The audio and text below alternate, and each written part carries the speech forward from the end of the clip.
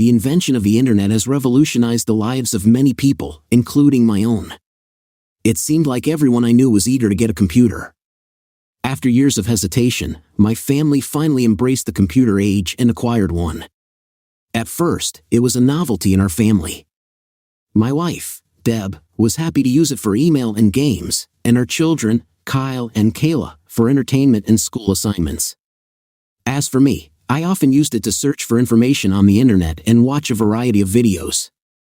My late evenings at work, which usually ended after midnight due to my second shift schedule at the factory, often forced me to spend more time at the computer than I had originally planned.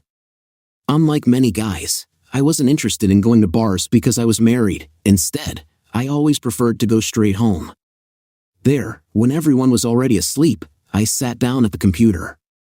But after a while, this routine became monotonous. I did not develop an addiction like many others. Instead, I began to visit history sites often and read stories on a variety of topics. I have often wondered how real these stories are. Are they based on truth or just fantasy? One of the genres that particularly intrigued me was stories about cheating wives. The idea of these women betraying their husbands captured my attention. It's hard to believe, but certain thoughts started coming into my head. I began to closely monitor my wife's actions, especially during our dates. I have often expressed my concerns about her dancing too closely with other men or being overly friendly. Our disagreements on this topic have become commonplace.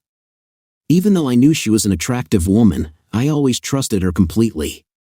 But now, I couldn't get rid of the feeling of doubt, forcing myself to rummage through the clothes basket and scroll through our emails. It was absurd how these stories affected my thoughts. As a result, I began to move away from reading such stories, but the nagging doubts did not leave me. I remembered reading about men who caught their wives with other men, and the image of me standing and looking at them together haunted me. I doubted if such a scenario could actually turn on some men. After reflecting on my own feelings of jealousy, I came to the conclusion that this is definitely not the case for me. When I shared these disturbing thoughts with Deb, she was stunned and asked why I had such ideas at all. She reassured me that she needed only me and no one else. Deb and I first met at her sister's wedding when we were in our 20s. Our friendship blossomed after we danced together that night. She informed me that she was a school teacher, and I told her that I worked at a factory. We started dating and tied the knot a year later. Our first child, Kyle, was born the following year, and 2 years after that, our daughter, Kayla, was born. Deb's sister, Sandy, whom I had known since high school, had a reputation for being a promiscuous girl. Although we had never met, I was aware of her wild tendencies. Now that I think about it, I realize that it's unfair to call her a derogatory term, given my own wild past. Sandy had a lot of intimate partners, including many guys from our football team. I even participated in threesome encounters with her after the game, where she willingly participated several times along with her friend, Ann. Sandy was known as a lover of thrills and satisfying almost any desires. I met her husband, Bob, at work. He worked as a supervisor on the day shift but then transferred to another place. Bob shared Sandy's wild nature, which became apparent when he invited me to their wedding. Despite our professional relationship, I have never treated Bob with great respect because of his reputation. My feelings for him soured even more when I suspected that he had made advances toward Deb after our wedding. Deb tried to assure me that he was just being polite like our brother-in-law, but I didn't buy it. I warned her that if he tried to do something, she should tell me, and I would deal with it. She dismissed my concerns by declaring that she was mine and mine alone. We made an agreement that we would never discuss our past relationships because we were both ashamed. I didn't want to accidentally run into someone with whom she had an intimate relationship, and I certainly didn't want to admit that I had been involved with her sister. When Kyle was 8 and Kayla was 6, Deb and I managed to get along well despite the periodic quarrels that all couples have. Due to our mismatched work schedules, we rarely saw each other. I was alone during the day, and at night, she stayed with the children. It wasn't an ideal situation for marriage, but that was our reality. One day, when I was going to work, Deb asked me to go to her sister, Sai, to fix a leaky sink in the kitchen. She jokingly used the word plumbing, which made me laugh. She quickly clarified, saying, "The plumbing problem is in the sink, not with my sister." I assured Deb that I would stop by on my way to work to solve the problem. Before I got to the house, she kissed me goodbye and went to school with the children. As I drove, thoughts of Sandy did not leave me. From what Bob was saying, I suspected that they were likely supporters of swapping partners. Sandy and Bob decided not to have children because she thought it would harm her figure. Although Sandy had a good figure, she was no better than Deb, who had 2 children. Sandy often flirted with me, but I tried to treat it lightly and with humor. Although she wasn't unattractive, she definitely wasn't worth endangering my marriage. I still remember her predicting that something was going to happen between us. Sandy was a part-time cashier at a nearby grocery store, and she had the day off when I arrived to fix the plumbing. When I arrived, she greeted me in a seductive bathrobe and offered me a cup of coffee. Then she showed me the sink that needed fixing. After pulling everything out from under the sink to disconnect the siphon, I found that it was just clogged. Her husband could probably fix it, but he didn't seem to be trying. Lying on my back and sticking my head under the cabinet, I put the siphon back in place. The problem was caused by an excess of eggshells and potato peels that got into the garbage chute and clogged the drain. When I started to put everything back together, she stood up and leaned against me. "What are you doing, Sandy?" I asked. "What is it?" she replied. "I want to do something nice with you." "Stop it, Sandy," I exclaimed, trying to focus on finishing what I had started. Stepping back for a moment, I successfully assembled the pipes. When I got up, Sandy asked, "Are you going to sleep with me now?" "No, Sandy," I replied firmly. "I can't do that. Deb is your sister, and I love her. I won't betray her, especially with her own sister. Do you remember how it was at school? Are you too good for me now?" "Sandy, please," I begged. "I love Deb. She doesn't know about our past. Until you tell her, you're a beautiful woman, but my heart belongs to Deb." Sandy's expression turned ominous. "You're a fool," she sneered. "Either you sleep with me, or I'll tell Deb myself. She'll believe me. After all, I'm her sister. Why are you doing this? Why are you hurting us? Deb loves you, and you're ready to ruin everything." I felt horrified when Sandy continued to mock me. My little prude considers herself a saint. Let's see how she reacts when I tell her the whole truth. "Sandy, please don't do this," I begged, feeling the weight of the situation bearing down on me. "I refuse to have sexual relations with you and plan to tell Deb about our past at school. I think she will understand." I took my tools and informed her that I had finished fixing her sink. Quickly, I got into my truck and went to work, my head full of thoughts. Would Sandy fabricate a story and cheat on Deb? When I got to work, I tried to call Deb, but she wasn't there. I left her a voicemail expressing my love for her and mentioning that I had something important to discuss about her sister. Once I got to work, I focused on the tasks at hand. It was hard for me to focus on all these thoughts. What started out as an ordinary day quickly turned into chaos. I tried to call home around 6 o'clock, but got no answer. I contacted Deb's mom to find out her whereabouts, but found out that she had left with Sandy and Bob, leaving the children in her care. At first, I was asked to look after them for a few hours, but in the end, I agreed to leave them overnight. Despite the seething emotions, I found solace in the fact that the children were with their grandmother. Throughout the evening, I struggled with the weight of the secret that I knew I had to share with Deb. It was the truth that existed even before our relationship, and I was sure that she would understand me eventually. My working day came to an end, and I went home. As I drove up to the house, I noticed Sandy's car in the driveway, a sign that it was time to face reality. Getting ready, I went to the door but found it locked. When I took the key out of the lock, I was shocked by what I found inside. My wife, Bob, and Sandy were in the living room. Sandy was sitting on the couch, holding hands with Deb. Bob was hastily adjusting his trousers, and my wife was lying sprawled on the couch. When I entered the room, the atmosphere tightened. Sandy grinned, and Bob grinned slightly. Debbie looked both scared and intoxicated. It was a harsh reality that I now had to face. Unlike the characters in the stories I've read, I didn't feel any desire at that moment. I was horrified to see my wife in this position. The anger that gripped me made me rush to Bob and deliver a powerful blow, knocking him to the floor. Amid the chaos, I heard screams behind me, not knowing if they were coming from Deb or Sandy. I continued to hit Bob numerous times until I felt a sudden blow on the back of my head. The next moment, I woke up in a hospital bed, and in front of me stood a man in uniform who introduced himself as Patrolman Gene Andrews. Confusion clouded my thoughts when I asked where I was and how my wife was doing. Patrolman Andrews explained that I got a concussion from hitting my head with a glass vase during an argument in my own house. The police were called, who were initially going to accuse me of assault but eventually dropped the charges. I narrowly escaped a possible 18-month prison sentence. Trying to piece together the events that led to my hospitalization, I asked how I was attacked. Patrolman Andrews assured me that the details would be clarified. Witnesses reported that when I came home, I got into a heated argument with my brother-in-law. In an attempt to intervene and defuse the situation, my brother-in-law's wife hit me on the head with a vase, intending to end the quarrel. It is advisable that you express gratitude for their decision not to press charges against you. It's worth noting that your wife was present when you arrived. According to reports, she was unwell and vomiting when the police arrived. Your daughter-in-law explained her illness by excessive alcohol consumption, which allegedly caused your anger towards her. Subsequently, when you approached her, your brother-in-law intervened, resulting in a physical altercation between you. He was just trying to defend himself.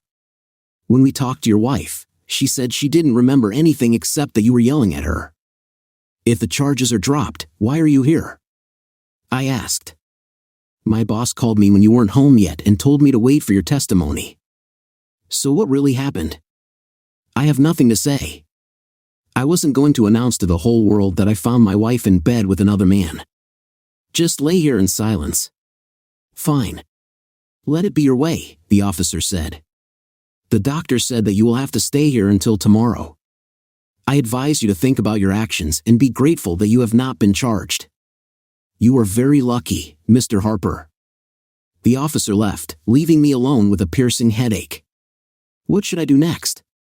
I couldn't bear to stay with my cheating wife, but I had to understand the reason for her infidelity.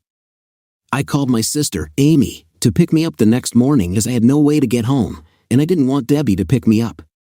While waiting for Amy, the phone rang. Deb was on the line. Do you want me to pick you up? We need to talk since we're even in the reckoning. What do you mean? I asked, confused. You slept with Bob, and now we're even. Amy is already following me. I just need to grab a few things before I leave, I explained. Leave? What do you mean? I was stunned. I was just trying to get back at you for what you did. I don't want to talk about it on the phone. Amy and I will come get my things and discuss everything in person, Deb replied. I hung up the phone and waited patiently for Amy to arrive. When she appeared a few minutes later, we headed for my house. I asked Amy to stay in the car because I didn't want her to be in the middle of things, knowing how much she likes Deb. After knocking on the door, Deb answered and informed me that her mom still had the kids. Tearfully, Deb told me how Sandy shared the details of how I forced her to engage in intimacy. Her words left me speechless, and she began to cry softly. I didn't do anything wrong. That's why I left a message. I went to Sai's house to fix her plumbing. She started flirting with me, but I rejected her advances. Despite my refusal, she threatened to lie and say that we had an affair. I can't believe she's lying. Why would my own sister cheat on me? She is jealous of our relationship and wanted to divorce us. She seems to have succeeded since she let Bob take advantage of you. It looks like they were both trying to involve you in their lifestyle. Unfortunately, they have achieved their goal. You slept with Bob, and our marriage broke up. But that's not the whole truth. I did it to get back at you for sleeping with my sister. Sandy even knew intimate details about you, like the mole on your hip. Your sister's act is simply shameful. She knew because I had an affair with her in high school, like so many others. I never told you because I had feelings for you and didn't want to ruin our bond. After you insisted that we never discuss our past relationship, I accepted it and moved on with my life. But now I do not know what to believe. Sandy is my sister, and I am your husband. Instead of contacting me directly, you let Bob figure out the situation.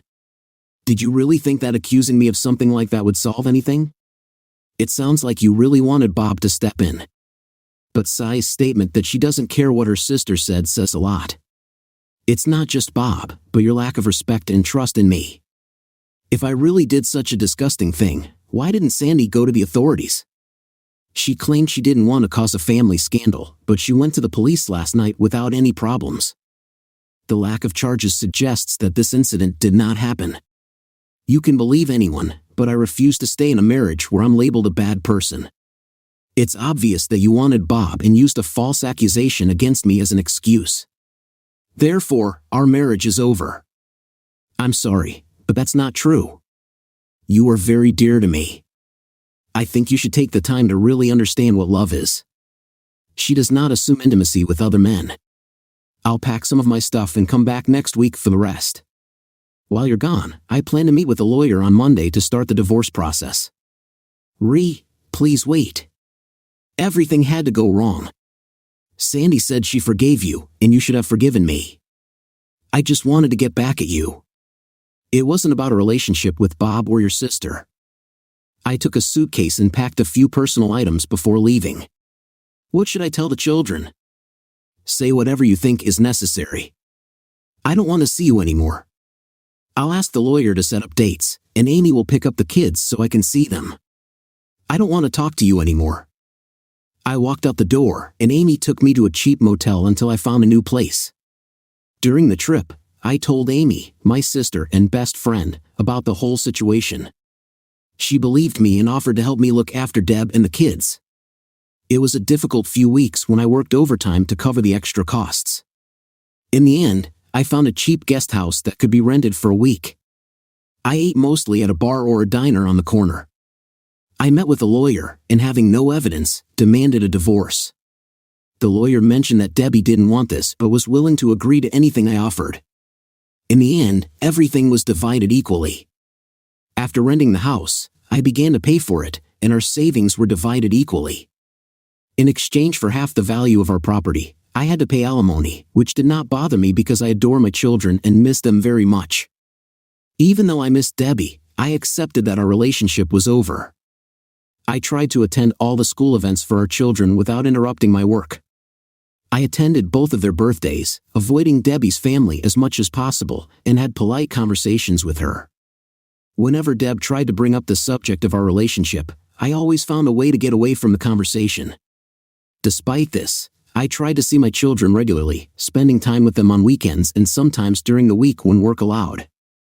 Before our divorce, Deb called me almost daily, discussing children and household chores, and I listened to her. But whenever she brought up the subject of our relationship, I abruptly cut the conversation short. One evening, I went to my sister's house for dinner and played with the children. During our conversation, Amy informed me that Sandy was still accusing me of something I hadn't done. Deb struggled to reconcile Sai's accusations with my version of events. I tried to explain to Amy that I had no evidence to back up my claims, just as Sandy had no evidence of her accusations. It was my word against hers, and unfortunately, Debbie believed Sandy, not me. It hurt the most to lose Debbie's trust. One afternoon, when I was at home, the school called to say that Kyle wasn't feeling well and asked if I could pick him up. Of course, I immediately agreed and came. When I arrived, he was coughing from a cold. Debbie taught high school, and I called her to let her know that I had Kyle. She said she would come straight home. I took Kyle to our house, put him to bed, and checked his temperature. He had a slight fever, but nothing serious. About an hour later, Debbie arrived and quickly approached Kyle to see how he was feeling. At that moment, the phone rang, and I answered it without hesitation. It was Sandy. "What are you doing there?" "What is it?" she asked accusingly. "Kyle got sick, and I brought him home." "You don't have to worry anymore." "You've already ruined our marriage," I replied. I pressed the record button on the answering machine, which recorded both ends of the conversation. "Is he all right?" she asked. "What's it got to do with you?" I replied. "It's because of you that his parents split up. Why did he suddenly become dear to you?" The conversation continued. If you had just listened to me and been as close to me as I wanted, none of this would have happened, Sandy screamed. But instead, you were stubborn as a blockhead, and when I taught you a lesson, you came home and started a fight. You accused me of something I'm not guilty of and then manipulated Bob into making love to Deb. What kind of sister does that? Bob didn't force her, she agreed to it. She was intoxicated, and you planted these thoughts on her and then watched your husband take advantage of her. The sad truth is, that you don't have any evidence to back up your claims. I warned you that she would take my side, and now you see that I was right. If you want intimacy, just call me. Ask Deb to call me later. I hope my nephew gets better, she said and hung up the phone. I turned off the recorder. When Debbie asked who called, I replied, "Your wonderful angel of a sister who will never lie to you." What did she want? I recorded her message, and she asked you to call her back. Well, I'll see you in court on Thursday. I think we can call it Freedom Day. Don't forget to listen to the message, I said, heading for my car. After about 5 minutes, my mobile phone started ringing repeatedly. He must have called me about 10 times before I got home. The calls continued until I entered the house and picked up the phone. I'm so sorry. I'm so sorry. Please forgive me, Debbie pleaded. I just talked to Sandy, and she told me the truth, that her accusations are false, I replied. It's nice to hear, but it doesn't change anything in my understanding. You slept with Bob and didn't even give me a chance to explain everything after I told you the truth. You still chose your sister's story. I never thought that I could be considered a criminal.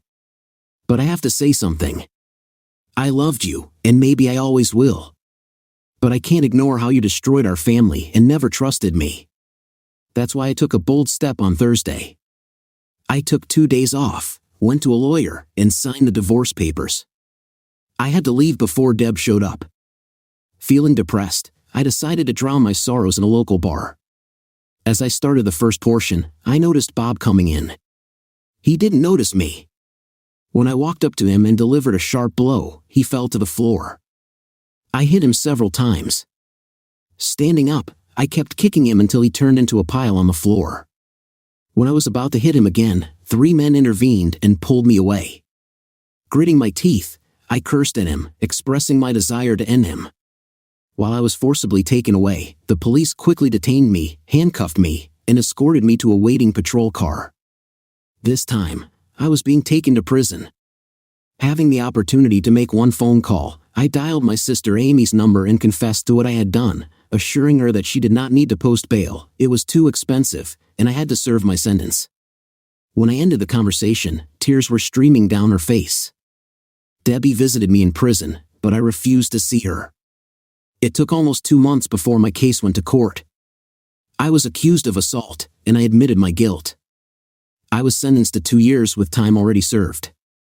I asked Amy to store my meter belongings in the basement. She mentioned that Debbie was unwell and wanted to see me, but I refused. I know you probably don't want to hear this, but Debbie really cares about you. Her family is outraged by Sai's accusations against you. Besides, there's something else you should know. Debbie never showed up for the divorce papers, so technically, you're still married, and you're going to jail as a married man. Prison was a harsh reality, a world different from what I knew. I was constantly getting into fights and had to prove my case to various groups. I refused to be anyone's punching bag. My cellmate was a life inmate nicknamed Death. I believed that one day I would be able to bring him home. After seeing his wife having fun with another man, Death flew into a rage and eventually brutally dealt with both of them. It was reported that he inflicted about 80 wounds on them. This was not the first time he had resorted to violence. Despite the fact that he tried to keep a low profile, he constantly faced close attention from other prisoners. In the first couple of months, he was admitted to the infirmary twice due to injuries sustained in fights that occurred almost daily. Over time, the persecution stopped, which suggested that Death earned respect among his cellmates. Moreover, Death even struck up a conversation with me on the visitor's day. I decided to meet my visitor.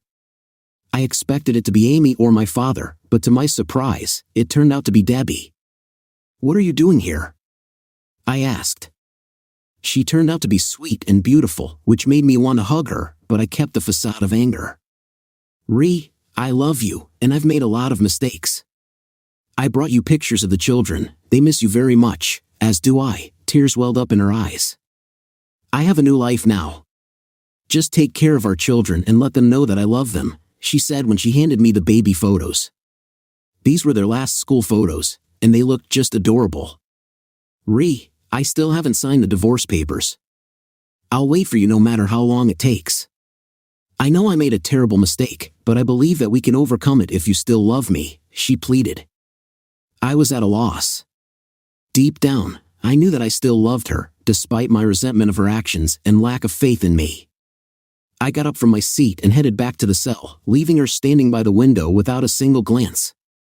While working in the kitchen, I overheard a conversation about a man who wanted to avenge the death of his friend. They planned to trap him in the dining room the next night. It took me a long time to decide whether to tell someone about this, knowing that I would be considered a snitch. In the end, I decided to warn my cellmate, hoping that I could join him. Although I had no desire to join any group, I couldn't stand by and let a person die. The next day, when I relayed the information to Doom, he seemed unsure of my intentions. I assured him that he could believe what he wanted. I remained silent in front of the guard, realizing the risk I was taking by trusting him. He met my gaze and noticed that you can tell a lot about a person by their eyes. He advised me to stay away from him the next day, assuring me that he would handle the situation tactfully. I was stunned by his actions. He had 2 books under his shirt to protect himself. 3 members of his group sat opposite him and watched as another inmate aggressively approached him. He tried to stab with the knife, but instead hit the book. The knife was blunt, so it pierced only the skin and did not go through the book. The prisoner's friends quickly intervened and beat him until the guards arrived. After that, the prisoner was taken to a solitary cell, and Death calmly continued his lunch. Despite the chaos, he remained calm throughout the ordeal. After this incident, Death began to talk to me more often. During our conversation in the cell, he turned out to be a completely different person than the tough leader he was known for on the street. He asked about Debbie and the children, mentioning that his youngest daughter, Angie, supported him despite knowing the truth about her mother's role in their family problems. Although Angie wrote to him regularly, he refused to let her visit, worried about her safety among other prisoners. He confessed to me that he cherishes his daughter and proudly told me that she had become a lawyer. When I told him about my problems with Sandy and Debbie, he questioned my feelings for my wife. I confessed that I still love her despite the pain she caused, but at the same time expressed my inability to forgive her. When asked if I still love her, I replied that I love her, but I cannot forgive her actions. Look where you are right now. You've reached the lowest point, man. If there was a woman in the world who really loved me and promised to wait for me, I would be the happiest person in the world. But instead, she didn't believe me, betrayed me, and slept with another man. It's like you killed a man and your wife for the same reason. I regret it every day. I regret not giving her a second chance and reuniting my family. Don't get me wrong, Ray. Resentment is slowly destroying you. His words made me doubt myself. Is he right? What will I do after my release? No job, no prospects, and now a family. The following month, an unexpected guest came to me. Debbie returned, her eyes glistening with tears as she smiled at me.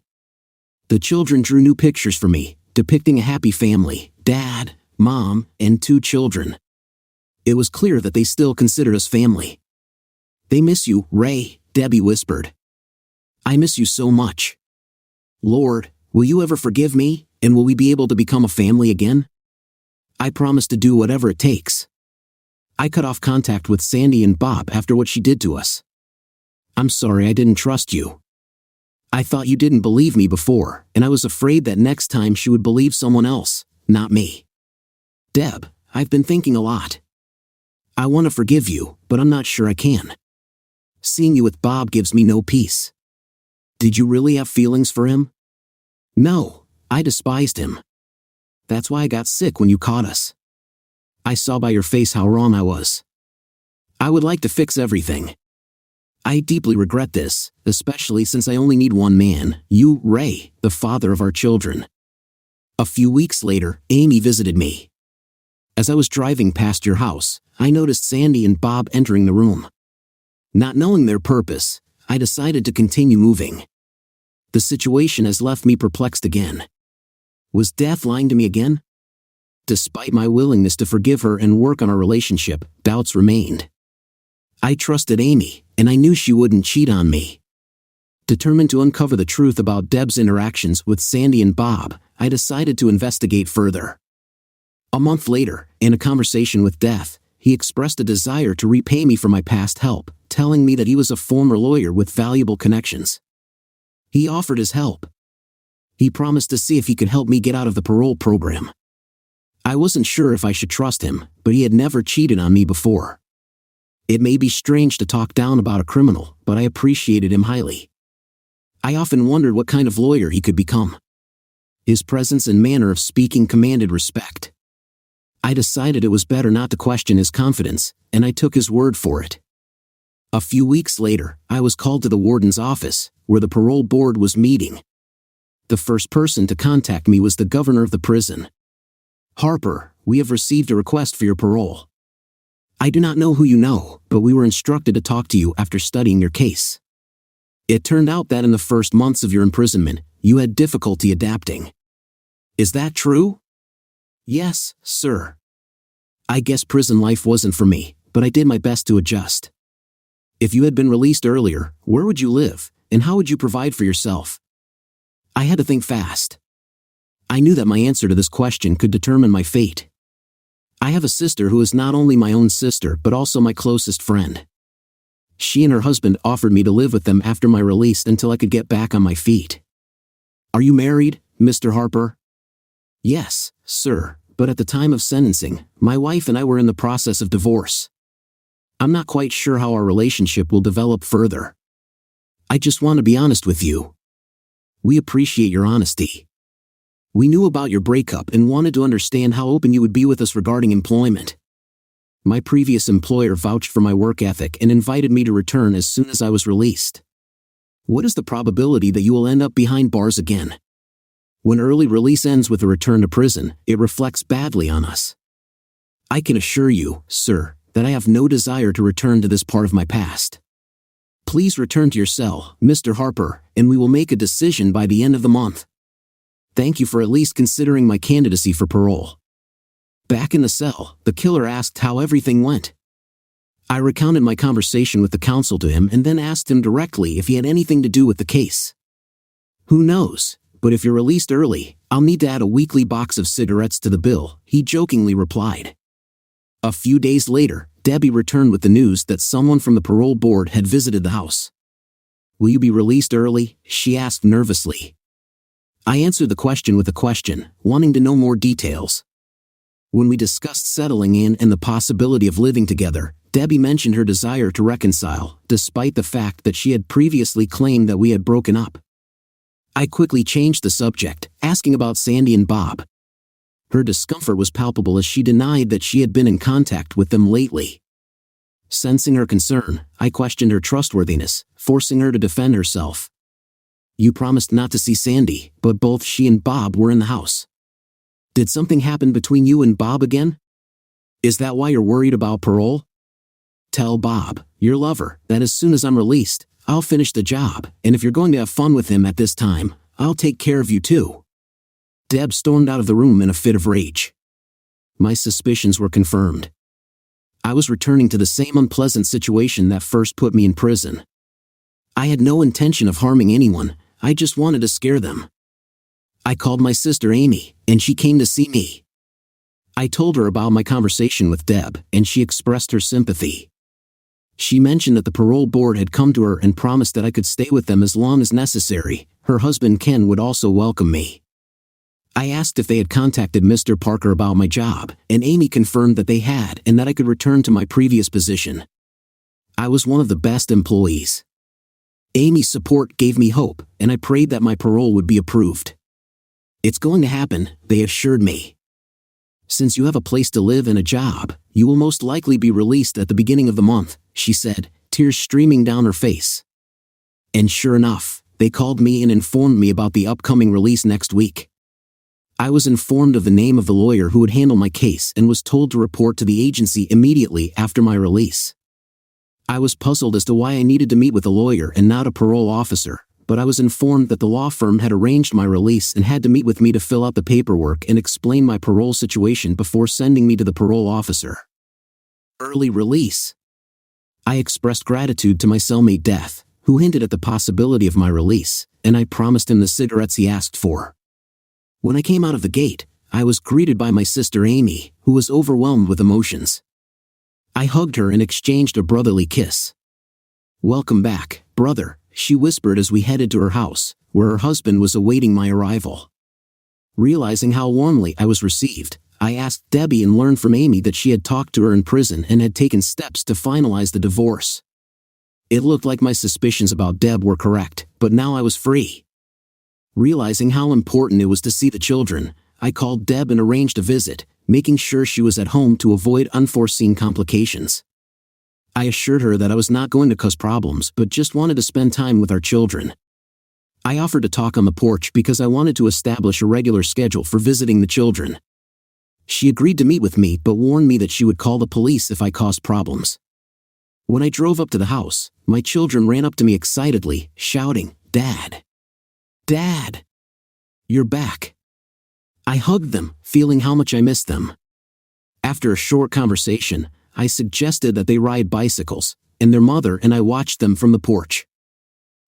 Obviously, we're not going to put up as a family. You've made it clear that we're going to move on. These are my children, and I want to be a part of their lives. I was ready to forgive you, but you lied to me again. You're talking to Bob and Sandy again even though you know what kind of people they are. I know that you were together while I was in prison, and it hurts, but I refuse to let this mess with my head. I don't care who you're with right now, but I want to be involved in my children's lives. I want to make it clear that if I find out that my children are being subjected to such a distorted lifestyle, I will do everything in my power to protect them from you. Understand, this is not an empty threat. My children are everything to me, and I want them to have a happy and healthy life, Ray. I will never do anything that could harm my children, but you ruined our family because of Bob. I will make sure that my children are away from such people. Tomorrow, I will meet with my new lawyer to understand my rights. I don't trust you anymore, and I don't believe in you. You showed me your true face. I may have left you, but we have 2 children together, and I will make sure that they grow up in a positive environment. I promise you, Ray. I will not be influenced by this lifestyle. I've experimented with it, I admit, but it's not for me and not for my children. I've changed. I don't trust you, and remember, actions speak louder than words. When my children came to visit, we discussed their school and classes. I informed them that I was currently living with Aunt Amy but that I was planning to move into an apartment closer to them soon.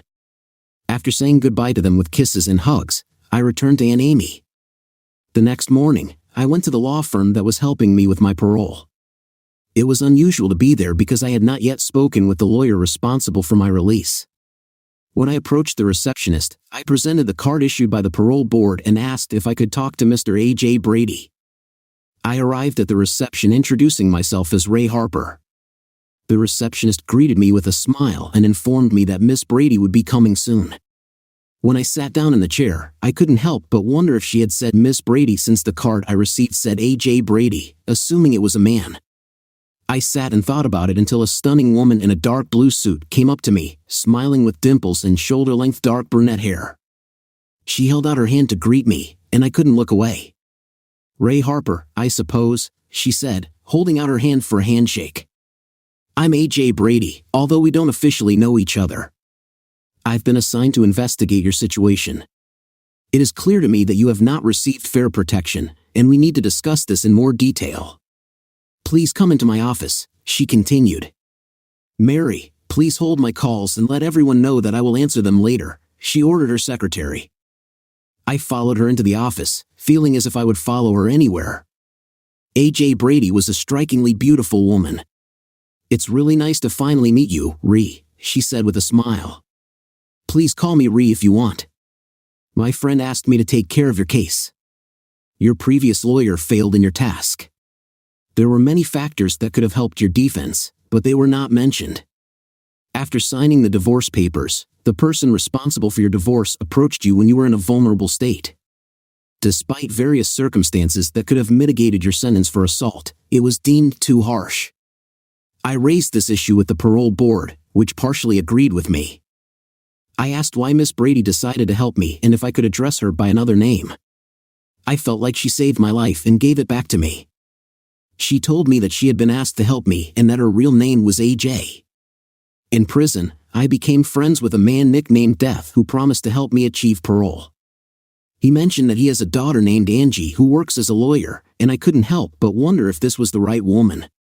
The gleam in my new lawyer's eyes hinted at a connection. She looked me straight in the eye and said, "Yes, Death, I mean Dave, my father. Dave asked me to take over your case. He's never asked me for something like this before, so he must have a lot of respect for you. His request took me by surprise, but I'm willing to do anything for my father. Can I call you Angie instead of AJ?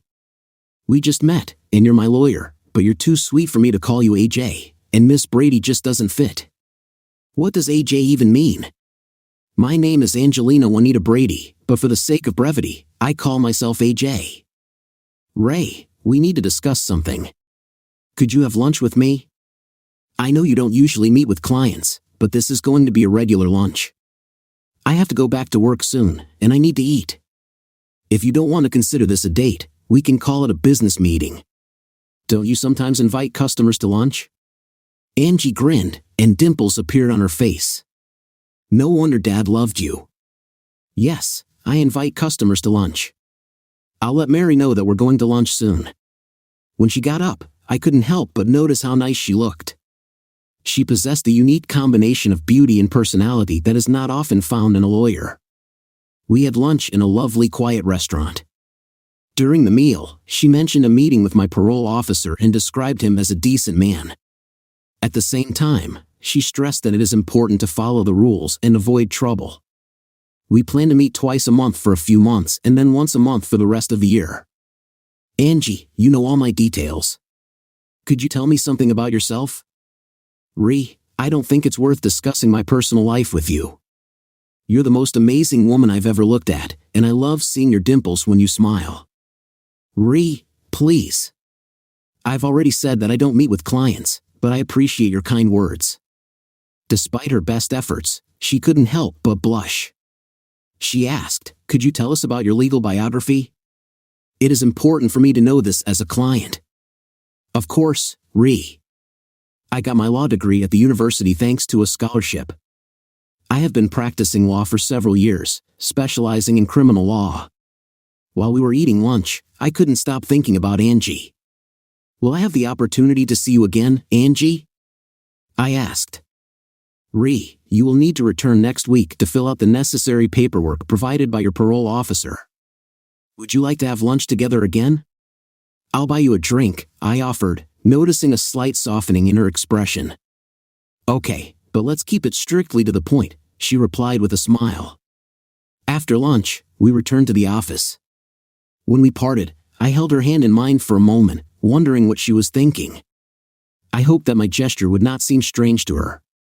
We said goodbye, and I noted that I was already looking forward to our next lunch date. The next week, the secretary looked at her and smiled involuntarily. Clients don't seem to visit their lawyers that often. However, all lawyers were not like Angie. When I started working again, I felt very good. I did my job quickly. I think it's like riding a bike, you immediately get in and start driving. A lot of the guys I used to work with were still there. They seemed to have regained their respect for me. No one was joking with me. I had an appointment with Angie 2 Mondays in a row. I was interested in getting to know her better, but she was focused on maintaining a business relationship. After 4 weeks of communication, she informed me that our business relationship was terminated. "Are you still my lawyer?" I asked. She assured me that I could still turn to her for help, but I had to tell her the news that I had to let her go. She was shocked and couldn't understand my decision, considering that she helped me out of a difficult situation without charging me money. "Yes, you said you don't date clients, but I want to ask you out on a real date. I want to have a good dinner and maybe even go dancing. I want to really get to know you." I may be an ex-convict and a factory worker, but I want to understand you better. I think you feel the same way, considering that for the last 3 weeks, I've been able to call and collect the information you need. I think you want to understand me too, Ree.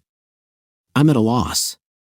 Yes, I'm attracted to you to some extent, but we are talking about former prisoners and workers, right? Do you think we shouldn't be seen together? No, this is not the case. You are my client, and I am your lawyer. What will others think? It doesn't matter. Just come with me once. If you don't like it, you don't have to go anymore. Follow your heart and join me on Saturday night. I understand that I recently got out of prison and spent time behind bars.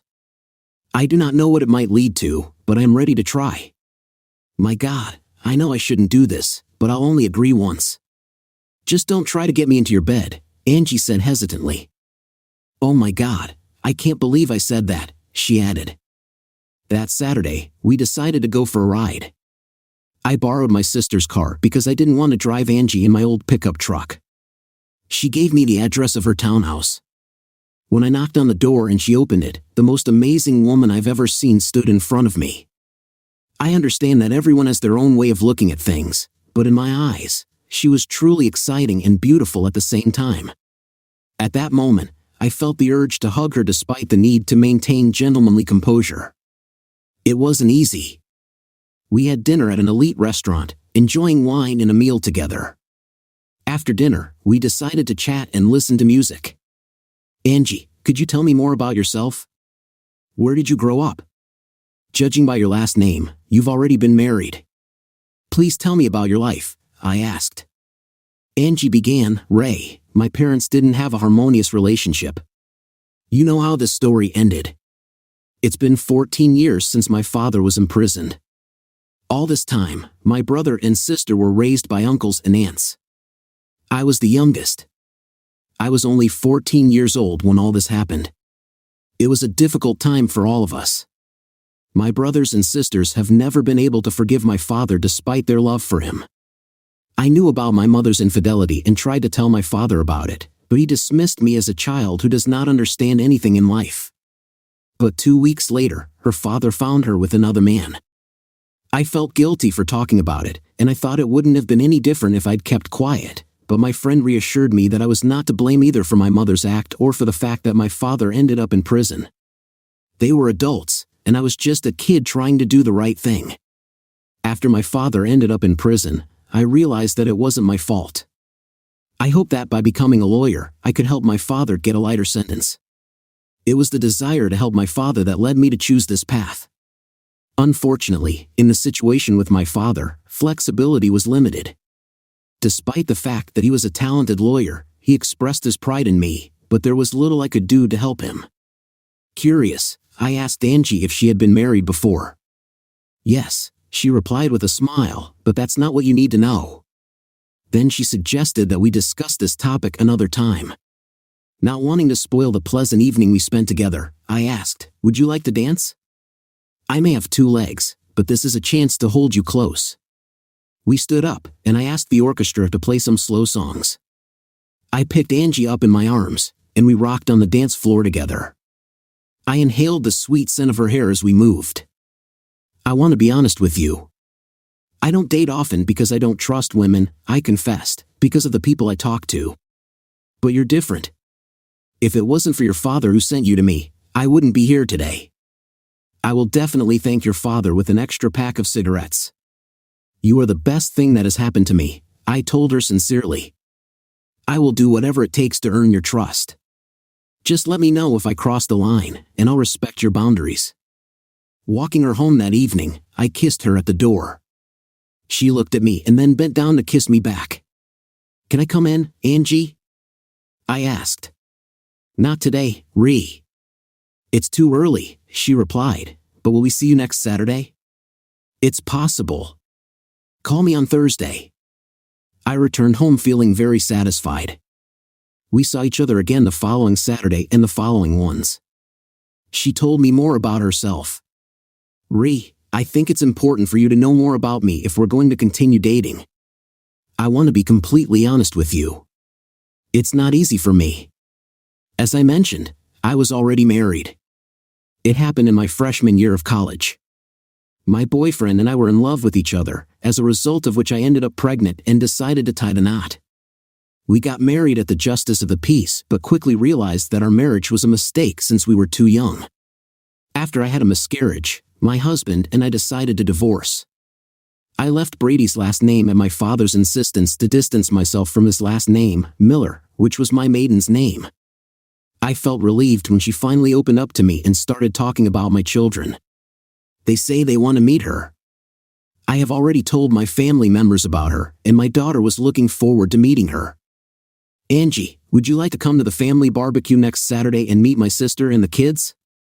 I invited her, knowing that this would be an important moment for us. Getting to know my family was an important step towards deepening our relationship. She avoided eye contact, clearly understanding the importance of the invitation. Taking a deep breath, she finally looked into my eyes, bent down, and kissed me. She had never kissed me like that before, and when she pulled away and took a deep breath, she said, "Okay, consider that I agree. What can I offer you to help?" I didn't know what women usually do at parties like this. I promised to ask Amy to call her. When I mentioned Angie's presence at the family party, the number of family members planning to come increased dramatically. Everyone was eager to meet the new woman in my life. My mom, dad, several cousins, aunts, and uncles all showed up for the event. Angie promised to make a potato salad. I remembered Amy mentioning that Angie's voice sounded really sweet when she called her. I felt that she was hinting that there was something between us. I made it a point to stop by Deb's every weekend to pick up my kids. Whether I took them to Amy or took them somewhere, we always had a good time together. I tactfully inquired about their mother. Kyle mentioned that she was seeing someone, which worried me at first, but Kayla reassured me by telling me that it was a school teacher, Pat, a physical education teacher and football coach. He recently moved to start his life anew after his wife died of leukemia 2 years ago. Deb, when asked about him, admitted that she was trying to turn her life around and vouched for Pat as a good guy. She also mentioned that Pat has a 15-year-old daughter that Kyle and Kayla like. At the same time, I expressed my disappointment with Deb's lies and infidelities, saying that it ruined their relationship. I also encouraged Deb to treat Pat right and be honest with him if she really cares about him. Please don't repeat the mistakes that led to the breakup between us. Pat adores our children and takes good care of them. He knows about your existence and admits that you are their father. I sincerely wish our relationship to improve. I hope I haven't tarnished your chances in relationships with other women. Ray, you're a wonderful person, and I'm sure you'll find the right partner. I am deeply sorry for the pain I caused you. With a heavy heart, I said goodbye and drove back home. I rented a small apartment a few steps away from Deb and the children's residence. I have rented a 2-bedroom apartment for the children so that they can stay with me when they come to visit, but I still tried to stop by Amy a couple of times a week, mostly to eat but also to see them. On the day of the barbecue, my nerves were on edge as I waited outside for Angie to arrive. When her car finally pulled up, I felt a wave of relief wash over me. She greeted me with a smile and offered me a bowl of potato salad, insisting that I try it. She looked absolutely amazing, and in my eyes, she couldn't be mistaken. Being in her presence made me feel so pleased. I was sure I fell in love with her, even though our relationship never went beyond kissing. Some things you just know deep down. I could only hope that she felt the same way about me. Introducing her to everyone as my close friend, I couldn't help but feel a sense of pride when I introduced her to my parents.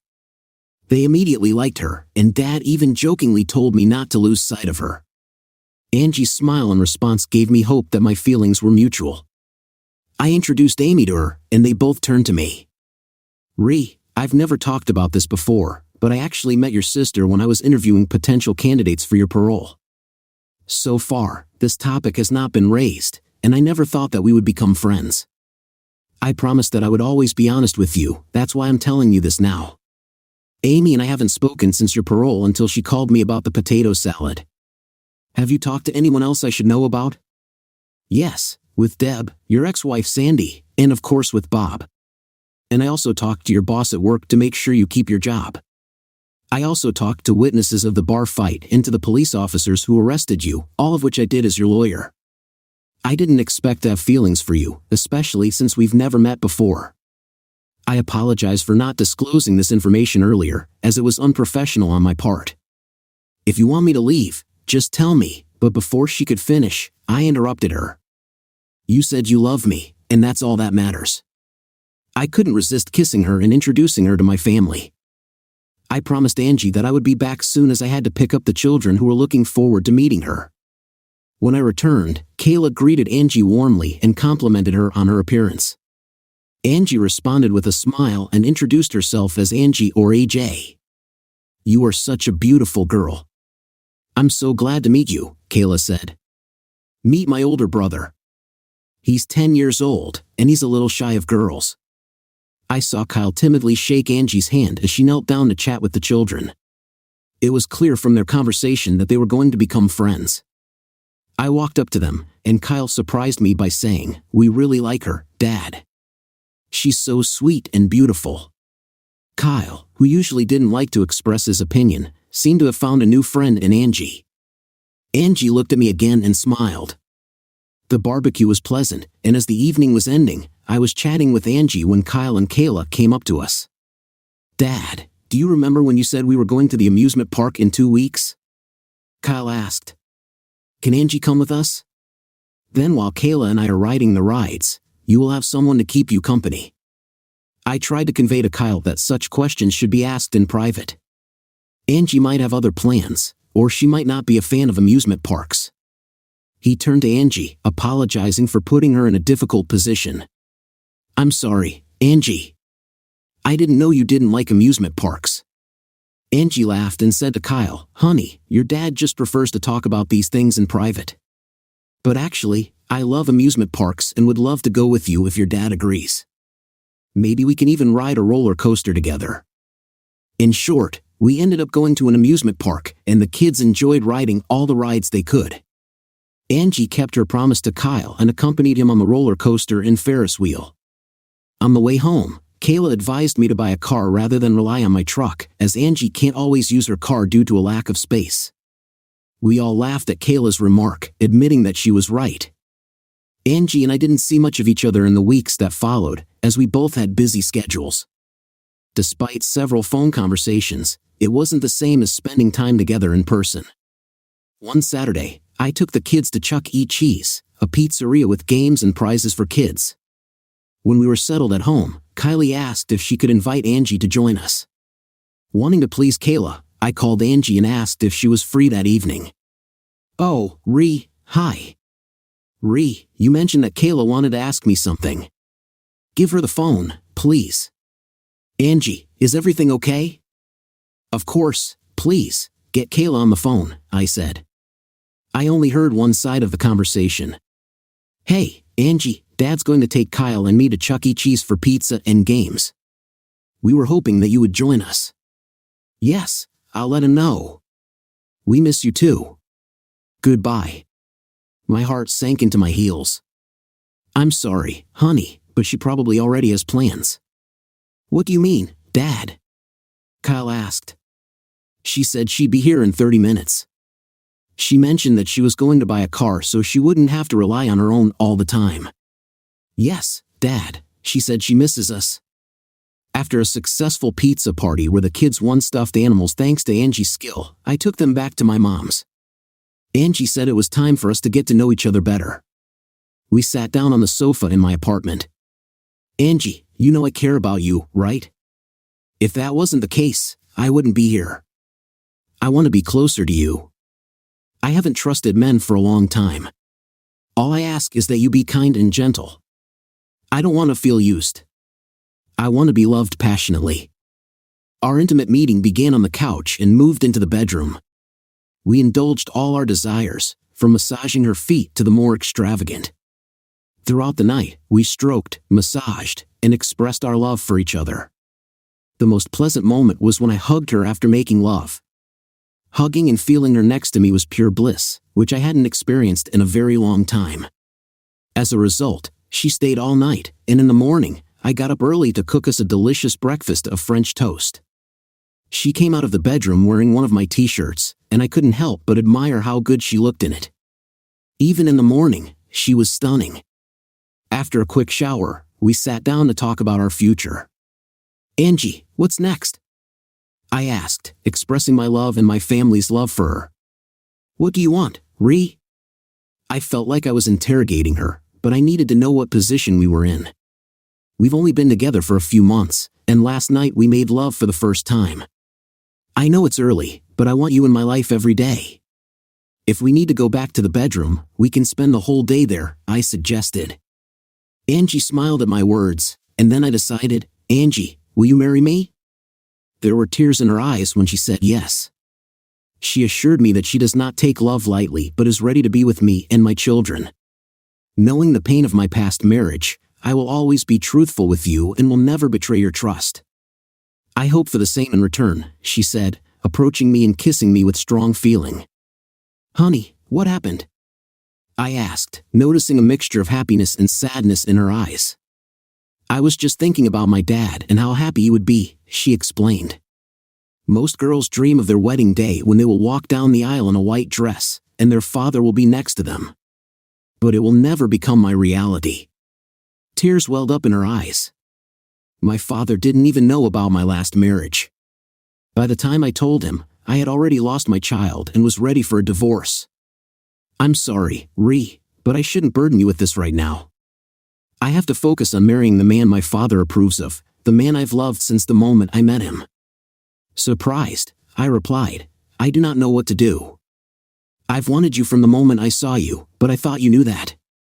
Her sweet smile lit up her face when she asked, "When do you want to get married?" I assured her that all the details would depend on her. After a short discussion, we agreed that the wedding would take place as soon as possible.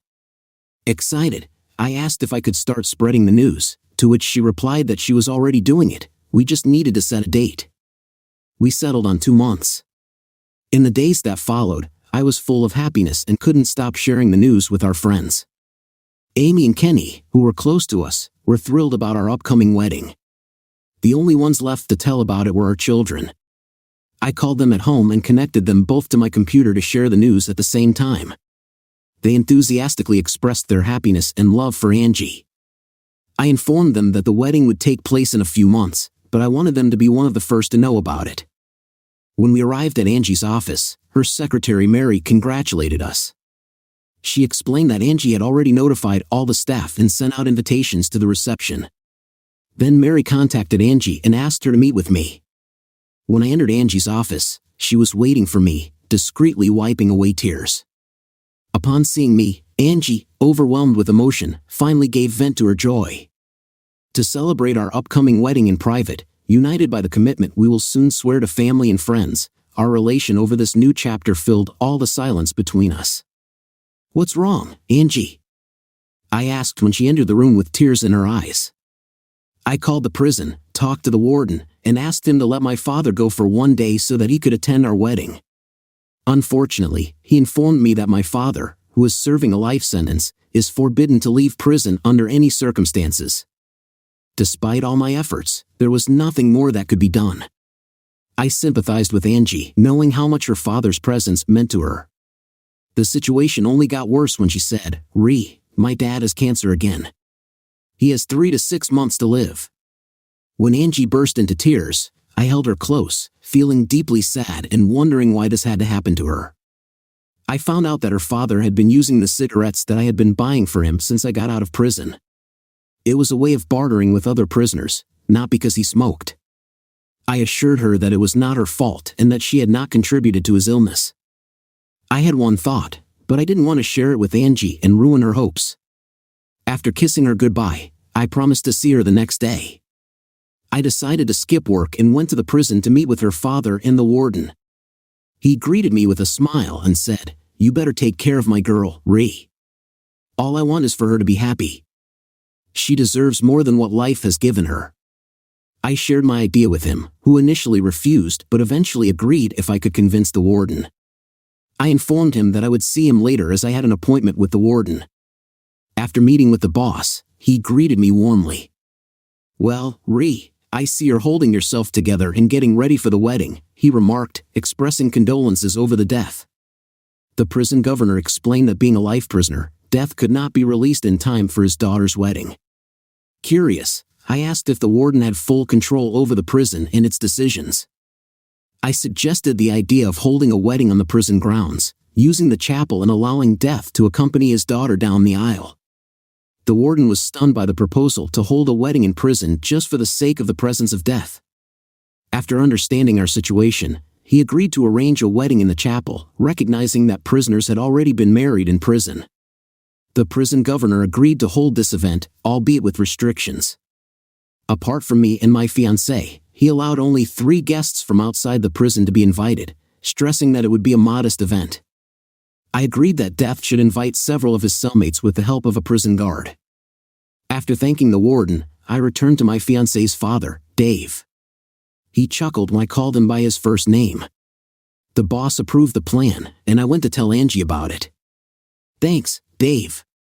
It will mean a lot to our girl," he said gratefully. Dave smiled at me and asked me to write down the number for Angie. I made sure to write it down for her, and he reminded me to tell Angie to pick up her birth certificate when she goes to the bank. "The account is open in her maiden name," he added. I took note of the information and expressed my sympathy for Dave's illness. "Just take care of my little girl, that's all I'm asking," Dave replied. I returned to Angie's office with a smile on my face, which prompted her to ask the reason for my happiness. "Do you mind getting married in prison?"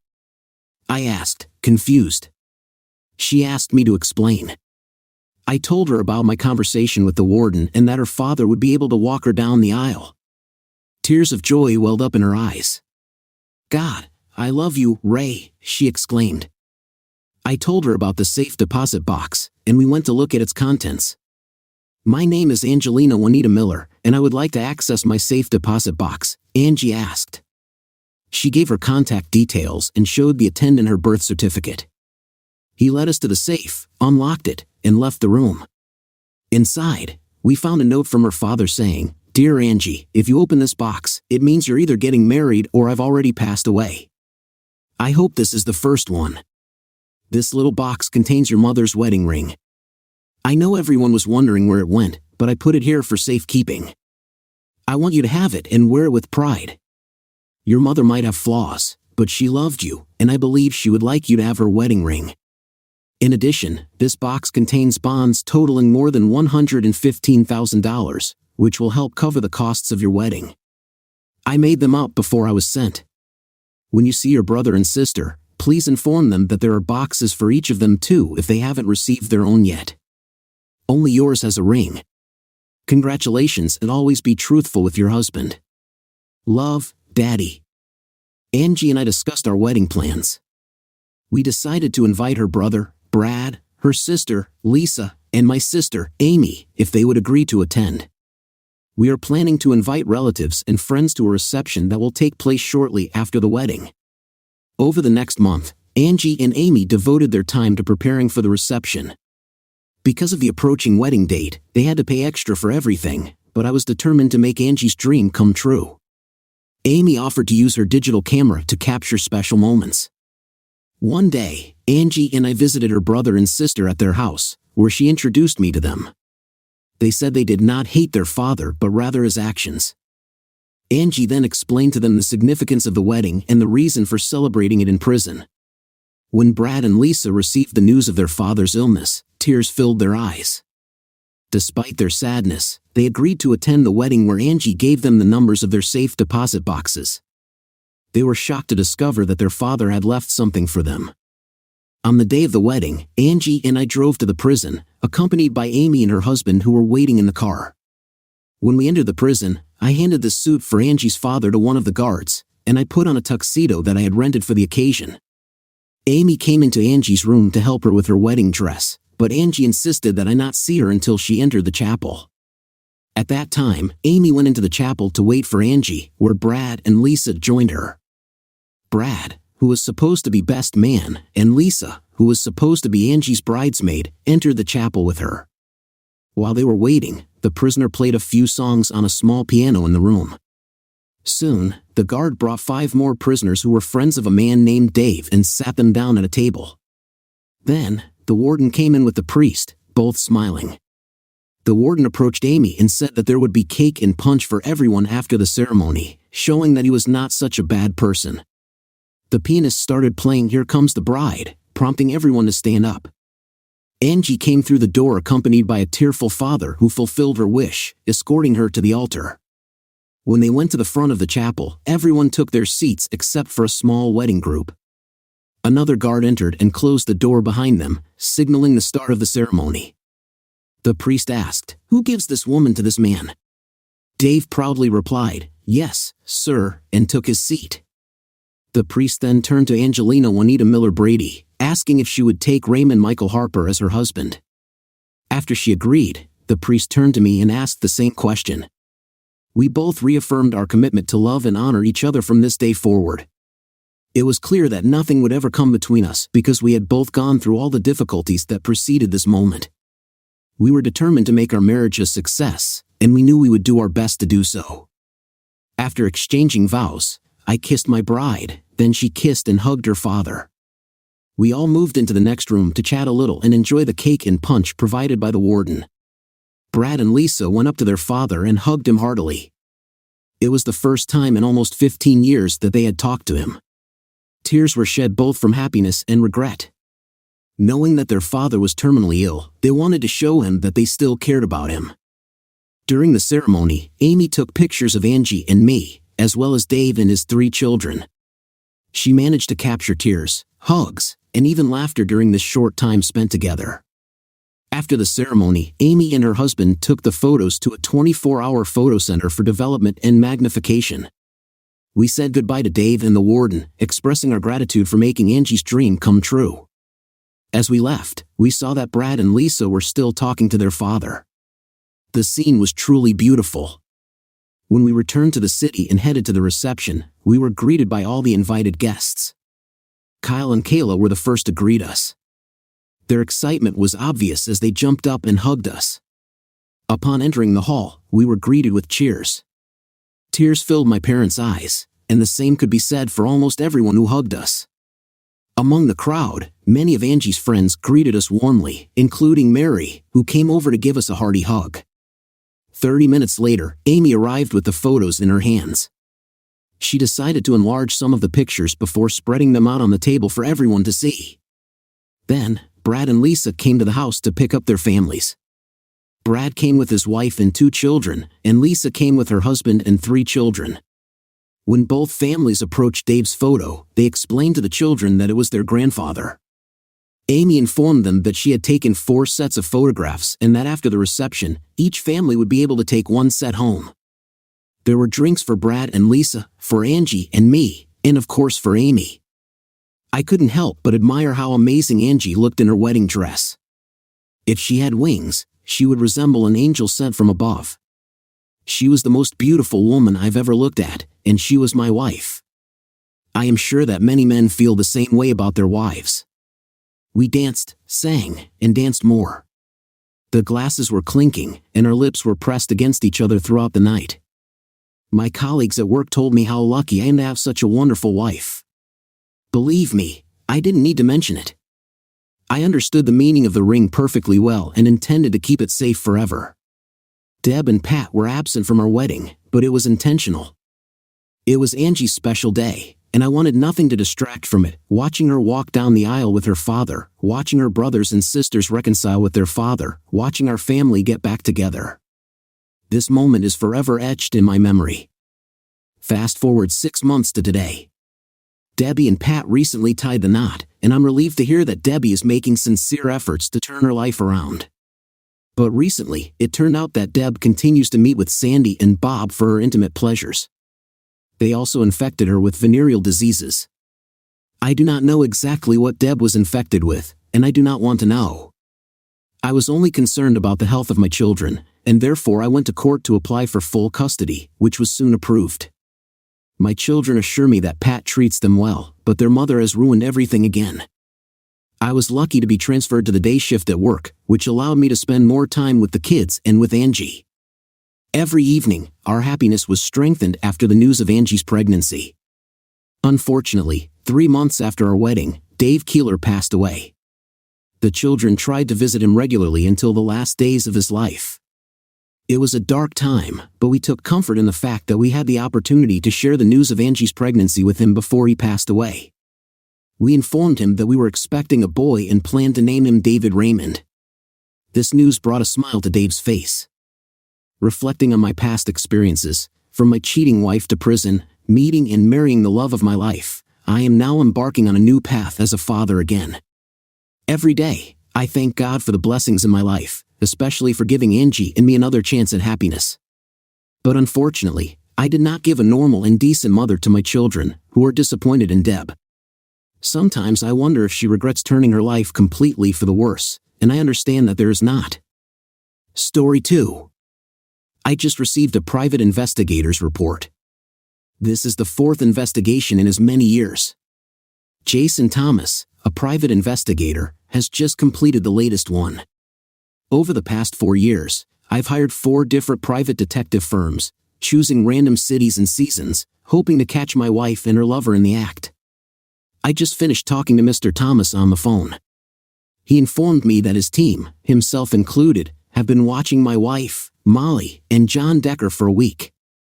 They watched them in the office for the first 4 days of the week and then followed them to Dallas, where they attended a seminar for 3 days. Molly worked as an administrative assistant to John Decker, who was the CEO of a subsidiary of a large international corporation. Since Molly usually traveled with him, they were often on the road. Mr. Thomas said he would provide a written report later, but his initial findings indicate that both Molly and John were doing. Here are the lines from the report. In the 4 days leading up to the trip to Dallas, they were closely watched in their neighborhood. They had lunch together every day before going to work. On the second day after work, they went to the nearest bar where they drank 2 glasses and went home. When they came home, they found their spouses there, which forced us to stop monitoring, assuming that their spouses would be aware of their actions. Until the next morning, on the remaining 3 days after work, they immediately went home, and upon arrival, their spouses were waiting for them. The trip to Dallas turned out to be somewhat more intriguing than expected, although not by much. They dutifully attended the seminar for 3 days and then had dinner together every evening. After that, they would go to the dance floor to spend the night having fun and drinking. After an hour or so, they dispersed to their separate hotel rooms, which were conveniently located 10 rooms apart with no connecting door between them. Surveillance footage showed that every night they stayed in their rooms until morning and did not leave them until the next day. The only thing that aroused suspicion was their dancing. My agent observed their movements and described them as resembling the dance of 2 deeply in love people. Although there was no inappropriate touching, there was an intimacy between them. He often hugged her when they returned to their table. They were followed unnoticed to the airport, where my agent made sure that they boarded their flight home. Despite the many random reports from a private investigator over the past 4 years, the conclusions remained unchanged. There was nothing remarkable. Molly and I, who is 36 years old, have been happily married for 15 years. We started dating in our last 3 years of college and tied the knot shortly after graduation. Molly is a charming woman, not too beautiful, but radiating doll-like cuteness. At her fantastic 5 feet 6 inches height, she is incredibly sociable, and everyone loves her company. Her boss, John Decker, is about my height, 6 feet 1 inch, 190 pounds, but if you compare the two of us, it becomes clear which one of us stands out. John attracts the attention of all the girls with his undeniable attractiveness. I've talked to Molly several times about her relationship with John Decker.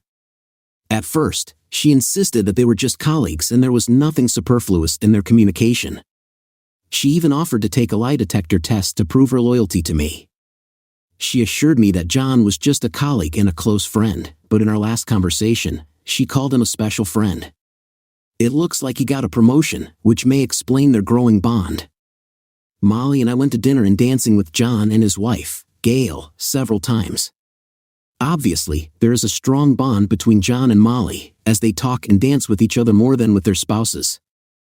I once noticed Gail raise an eyebrow when John and Molly walked onto the dance floor, which indicates that she is aware of their closeness. The only reason I discussed finding a new job with Molly was because I'm jealous of John. She assures me that this is not necessary, considering my fears stupid. She loves her job and sees no reason to change it just because of my insecurity. She assured me once again that she would never betray me and even offered to take a lie detector test. Having invested thousands of dollars in the services of private detectives over 4 years, I have not found any evidence of wrongdoing. Last night, as I was passing by the kitchen table, Molly called out to me. She mentioned that our friends, Joe and Gail, invited us to their lake house for the weekend. Molly expressed delight at the invitation, but she made sure to consult with me before confirming our participation. "I think it's going to be great," Molly said. "Do you mind?" The first thought that came to my mind was that working 5 days a week was simply beyond my strength, and now you also want to spend the weekend with him. I tried my best to come up with a good reason not to go, but eventually gave up and reluctantly said okay. On Friday afternoon, Molly and I packed up the car and went to John and Gail's house on the lake. We had a map that we could use to navigate, but I decided to check on Molly by asking if she had been there before. She claimed not to, but I couldn't shake the feeling that she was hiding something. We drove about 50 miles before we reached our destination. After a long search, we reached the lake about 4 o'clock. It was not easy to find their house, but upon arrival, we were greeted by 4 people waiting on the porch. I recognized John among them. I assumed Gail was in the house. Besides John, there was a burly man with an impressive build, a middle-aged woman who looked like his wife, and a stunning young woman in her 20s with her red hair down. She radiated beauty. Everyone except her was wearing shorts and t-shirts. She was wearing a revealing bikini. When we were all introduced, I asked John where Gail was. He just said she wasn't there without providing any other information. It seemed strange to me that we came to see John and Gail was mysteriously absent. Given my long-standing curiosity about Molly and John's relationship, my intuition started to work. Was John involved with this attractive young woman? Did Gail find out the truth? What did Molly know about the situation? Molly didn't look surprised. After putting down our minimal luggage, we joined the rest of the group in the spacious large hall of the house. The interior was both large and amazing, 5 bedrooms and the same number of bathrooms. A burly man, whose name, as I later learned, was Larry, offered me a beer, and I agreed. He invited me to go with him to the kitchen, where he seemed to intend to have a private conversation. After chatting with him for 10 to 15 minutes, I found him a pleasant person, but I couldn't wait to join the others. When we returned to the main room, he suddenly exclaimed, "We're back." To my surprise, I noticed Molly and John in the corner, looking worried as if they had just been caught off guard. They quickly moved away from each other, both blushing. Something about this situation alerted me. Gail wasn't here, and Larry seemed intense on keeping me busy in the kitchen. Who was this beautiful young woman? Why is Molly hugging John tightly? Confused and perhaps upset, I decided to ask Molly what was going on. I asked her to follow me into the kitchen. Instead of joining me, Molly asked John if we could talk in private. Surprisingly, no one seemed shocked by her request. My instincts were on full alert. John pointed to the next room where Molly and I could talk in private.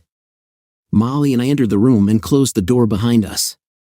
"Molly, what's going on?" I asked, feeling the tension in her face. She looked like she was finally ready to talk about what she had been afraid of for so long.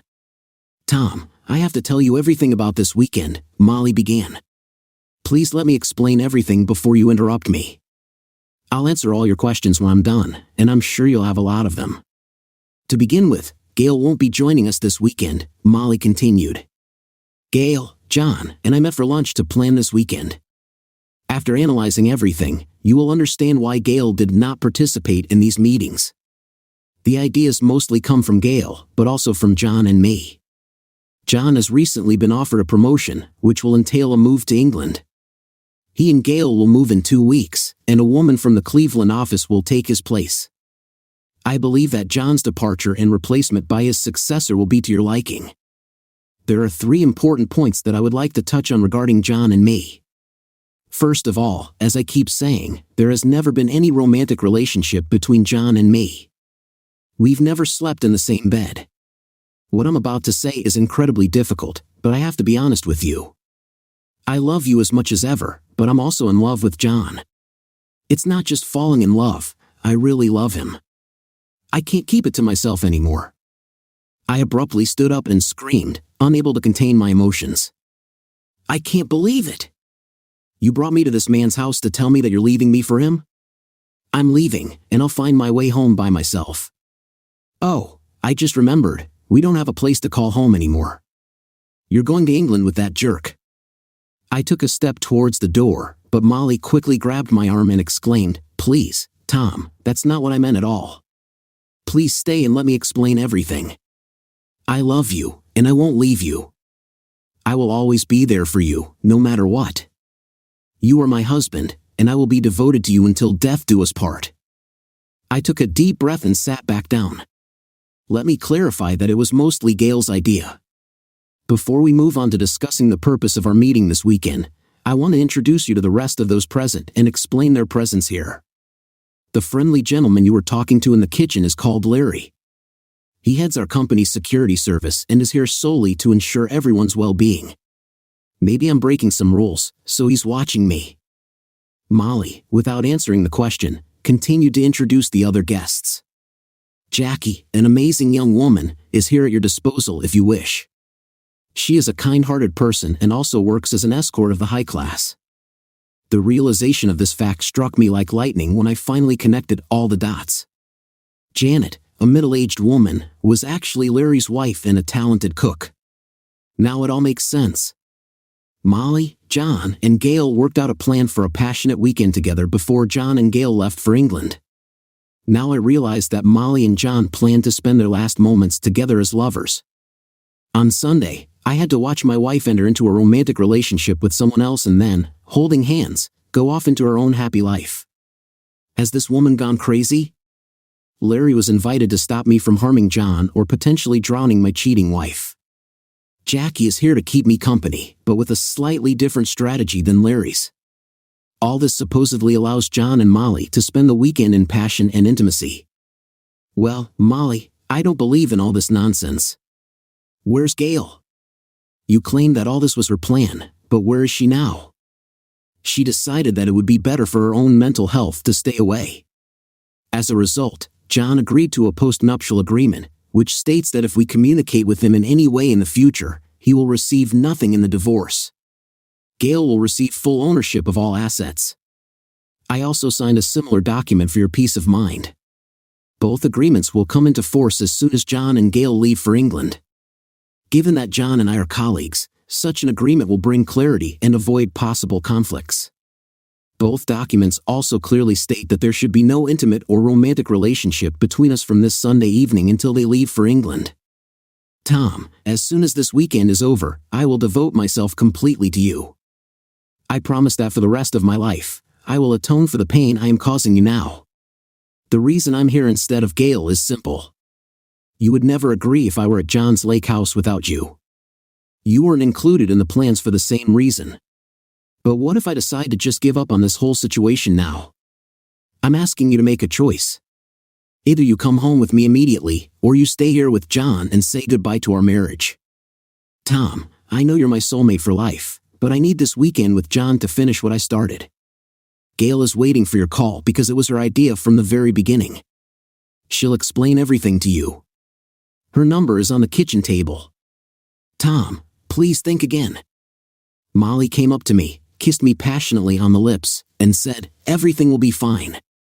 After leaving the room, Molly took John's hand, and they left. Larry stayed by my side for the rest of the evening and always stood between John and me. I thought about leaving and filing for divorce, but curiosity wouldn't let me rest. I confessed to Jackie that she was tempting me but refused to participate in breaking our wedding vows. Molly had to take responsibility for the consequences of her actions, in my opinion. Jackie had the opportunity to return home, but if she was interested, she could stay and enjoy the chaos. The next time I ran into these lovers was during dinner. Janet seemed to have decided on the seating arrangements. John was sitting at the head of the table, accompanied by my Molly. Larry sat between John and me, and Jackie sat next to Janet when she wasn't serving. My wife became a mistress, making me a cuckold. She wasn't wearing any wedding rings, which I couldn't help but notice when we sat down at the table. After dinner, Jackie changed into a stunning red bikini and went swimming while I was relaxing by the pool. Then John and Molly appeared, both in pool clothes and holding hands. Larry tried to start a conversation with me, but it became clear that this whole situation had been planned. Eventually, Molly came and sat next to me, put her head on my shoulder, and said, "I love you, Tom.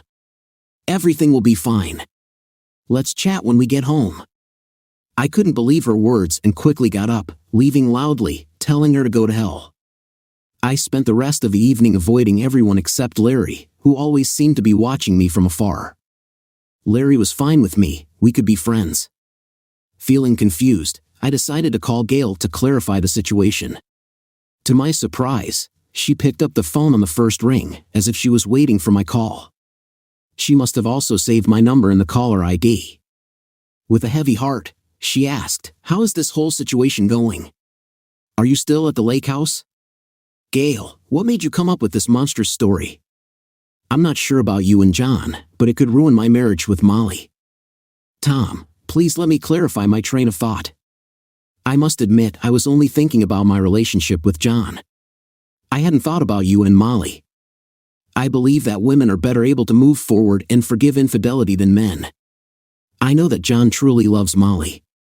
For 4 years, she rejected him in an intimate relationship, causing him suffering. She constantly claimed that she would never have a cheap affair without your knowledge. In an attempt to resolve the situation, I offered a compromise, a weekend filled with intimacy and tenderness in exchange for their agreement to stop all communication after that. I was afraid of the consequences of the fact that they would constantly keep in touch despite the fact that they are thousands of kilometers away from each other. The potential financial ruin that any future communication between them could lead to caused me serious concerns. I deliberately did not allow you to participate in planning meetings because I assumed that you would be categorically against any proposal. When I entered the bedroom, I was not surprised to find that the only luggage was mine. Molly's things were moved, and it became clear that the room now belongs only to me. This realization saddened me because Molly and John are now in their own space, lying in bed. I couldn't help but wonder how Molly expected us to easily return to our loving relationship after this weekend. The thought of their 4-year emotional affair, even if it wasn't physical, weighed on me. Their self-confidence has led them to believe that the whole world exists according to their desires, and everyone satisfies their needs. Around midnight, Jackie knocked on the door, expressing concern for my well-being and offering help if necessary. Grateful for her kindness, I hardly refused her offer, realizing that this was one of the most difficult things I had ever had to do. She said that her room was originally supposed to be the same as mine, but she managed to find an unoccupied one. Tired, I headed to the pool, where I noticed that the jacuzzi was separated from the pool by a 3-foot stone wall. I found a chaise longue and settled on it next to the jacuzzi. The soothing sound of the water lulled me to sleep, and I dozed off for about an hour. Suddenly, I was awakened by the sound of voices approaching the pool. As John and Molly approached, I distinctly heard Molly expressing her feelings to John, hiding behind a low stone wall 10 feet away from them. I listened as she confessed her long-standing love for him and grieved about the impending separation. "We only have 2 days to make the most of our love. Let's enjoy each other in the pool. Take off your underpants, I'm going to get us a drink," Molly said, getting up and heading to the kitchen. I felt uneasy. The thought that my life could be ruined because of this jerk made me hate him and resent Molly for making me feel so empty in my soul. John had already undressed and was waiting for Molly when I came up behind him. I shouted loud enough for everyone in the house to hear, "Hey, Pit." Looks like the Pit has become my nickname for him. When he turned around, I saw his confusion and annoyance. I immediately kicked him, hoping to ruin his weekend with his wife. He wasn't exactly facing me, so my punch didn't hit the target, but the lower abdomen. If I had hit the pelvic bone, I could have broken several toes, since I was barefoot. He howled in pain and fell into the pool. I knew Larry would wake up soon, but I didn't expect him and me to fight. He could have yelled at me, but he didn't want to risk assault charges. But the damage done to his boss had already been done, and Larry wasn't going to retaliate. I couldn't ignore the fact that Molly rushed to check on John but didn't bother to check if I was okay. Realizing this, I made a decision. I took my bag, got in the car, and drove home. Before I left, I made a symbolic gesture. I took off my wedding ring and left it on the kitchen table. Perhaps this act will make Molly realize all the pain she has caused me. I spent the rest of the weekend at home alone, sitting in an armchair and staring blankly at the TV. I found that I didn't really focus on what was on TV. Instead, my thoughts were consumed by images of my beloved wife with that jerk, Jan. Knowing the layout of the lake house, I vividly imagined them in different rooms, hugging, kissing, admiring the lake together, and even in bed, doing what should be meant only for me. It hurt me to think about what she would say when she returned, if at all. Part of me wished she hadn't come back, but I couldn't imagine where else she could have gone. When I left the house, I saw John and Molly sitting in the car in front of me. They held hands, talked, and exchanged kisses from time to time. After about 15 minutes, John decided to get out of the car, presumably in order to open the door for Molly. I think he asked her to wait until he did, maybe to show off in front of me, but he seems to have forgotten that his body is still recovering from the blow I gave him 2 days ago. He winced in pain as he tried to get up from his seat, clearly feeling the effects of the injury and the long car ride. He was struggling to make his way to her car, holding onto both edges of the wings. When he reached her, he awkwardly opened the door and helped Molly out of the car, although it looked more like Molly was helping him help her. I couldn't help but feel a sense of satisfaction knowing that my parting words at the lake house had clearly affected their intimacy. It was a performance in my favor, a way to demonstrate that he was returning her to me after she decided to stay with him and not with me at the lake house. They hugged each other passionately, ignoring my presence. I was fed up, the neighbors probably thought so too. I opened the front door and walked resolutely over to John. "If you don't leave in 5 seconds, I'll do more than just beat you up," I warned. John hurriedly limped to his car and drove away. I returned to the house and settled into an armchair. Molly didn't even bother to walk him out. She entered the house with a fake smile on her face. "I'm home, darling," she chirped, as if she had just returned from a night out with friends. Ignoring her, I turned up the volume of the TV. She came over and tried to kiss me, but I didn't let her do it and directed her to the guest bedroom. I informed her that I would consult with a lawyer the next day to begin the legal separation. Eventually, one of us will find another apartment and file for divorce, but for now, we can coexist in the same space. I assured her that she was free to move on and look for someone else. Going up the stairs, Molly burst into tears and said, "In one weekend, I lost both my lover and my husband." The next day, I contacted my lawyer to start the trial. When I returned home in the evening, Molly met me and tried to kiss me. Although my first desire was a violent reaction, I managed to restrain myself. I confirmed that I was back. I made it clear that she belongs to me now. After a moment of silence, she agreed. I ordered her to do whatever I said, to which she nodded in agreement. After giving her a cold look, I ordered her to stop breathing and die. Without waiting for an answer, I left the room and went to bed. At midnight, Molly knocked on my door. "Tom, please talk to me." "Let me come into our bedroom," she begged. The incessant knocking started to make me angry. "Go away, this is not your bedroom. You made your bed with that jerk, so sleep there. You're not my wife anymore, now go away," I told her firmly. I somehow managed to get through this week. At Molly's office, she was handed papers, including a restraining order. Since the house we lived in still belonged to my mother, it was not difficult to evict her. She tried to call me several times, but I kept hanging up. Soon, my friends started calling me and asking what happened, but I refused to discuss the topic.